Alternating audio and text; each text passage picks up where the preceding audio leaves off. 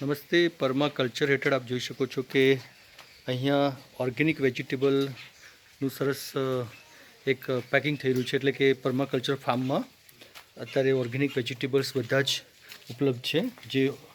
જે ખેડૂતો ઓર્ગેનિક વાવે છે એ લોકો બધા અહીંયા પરમાકલ્ચરમાં મોટાભાગે અહીંયા પરમાકલ્ચરમાં પણ ફાર્મમાં પણ ખેતી થાય છે શાકભાજીની, અને જેમ કે લીલી હળદર, આમળા, દેશી આમળા અને બીજા બધા કેળા, દેશી કેળા, દૂધી પણ અહીંયા થાય છે. ઘણા બધા શાકભાજી પરમાકલ્ચર ફાર્મમાં જ થાય છે.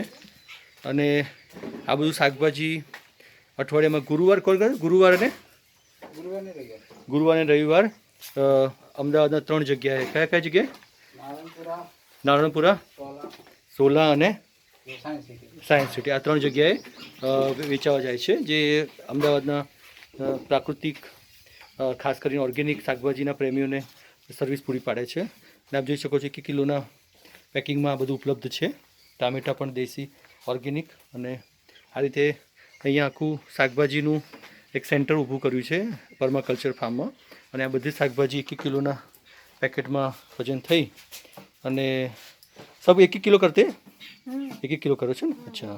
તો ઓર્ગેનિક બટાટા, ઓર્ગેનિક ટામેટાં અને બધું શાકભાજી જે છે એ પરમાકલ્ચર ફાર્મમાં જ ઉગાડેલું છે.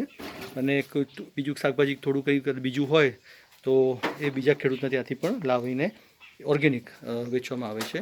અને એની પેકિંગ થઈને આ રીતે તૈયાર કરવામાં આવે છે. રતાળુ ये सब यही होता है ना? रताड़ा और सूरण. अच्छा अच्छा. तो आ रीते आखू बीट भी यही होता है हमारा.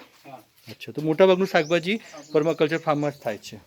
અને ઓર્ગેનિક રીતે ઉગાડેલું શાકભાજી અમદાવાદમાં 3 જગ્યાએ ઉપલબ્ધ કરવામાં આવે છે, ખાસ કરીને ગુરુવાર અને રવિવારના રોજ.